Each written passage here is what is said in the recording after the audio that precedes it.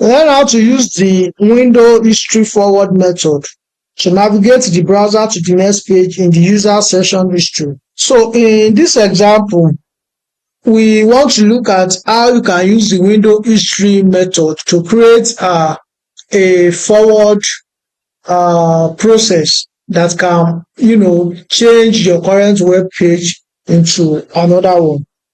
Just like how you can step backward, the window history forward method acts exactly like clicking the physical forward arrow. So the method we're about to look at works like this. It works exactly like how this will work if I click on it.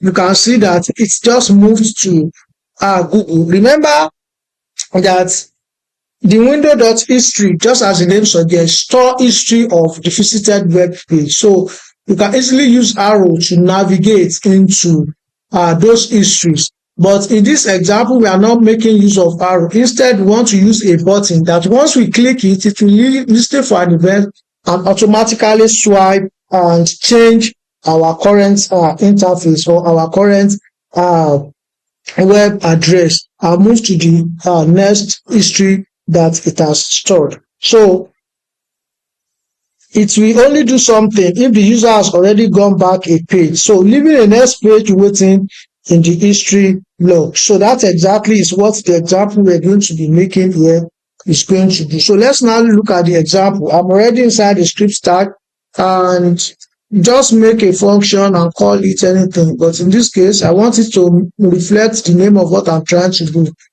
Go forward.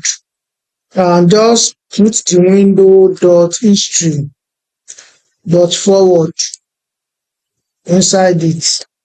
And boom, you have your function ready. So now that you have your function ready, come inside this code output, add an input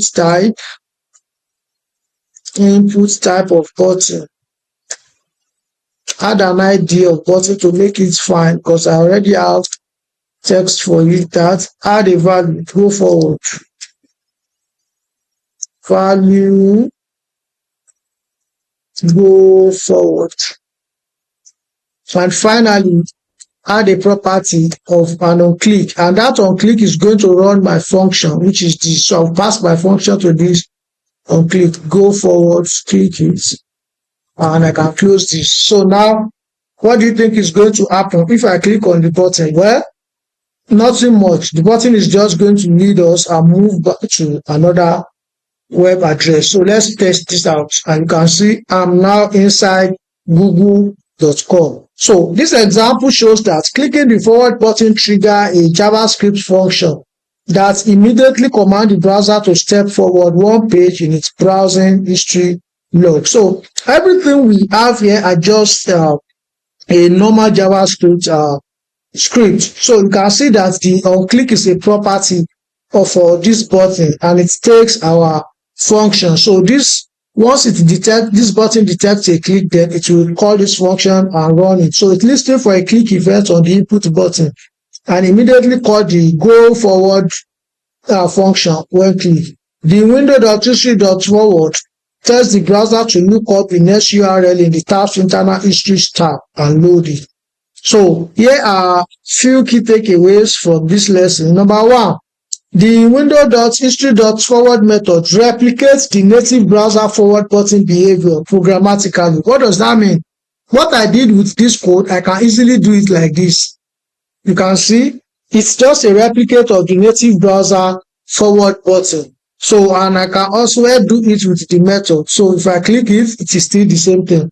Number two, this method only has an effect if the user has a page to move forward to, meaning they previously navigated backward. So what we just did now, we only work if there is already a page that can be moved forward to, that is a page that has been kept in the memory, in history. It means that they probably we have, previously navigated back and are trying to move back to the page as well.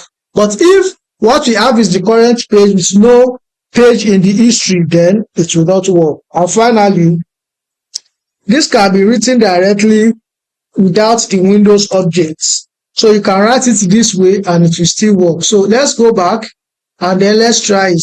Click go forward, and you can see that it still works without the Windows prefix, and also return the exact same result as when we had the window prefix alongside with this history.forward method.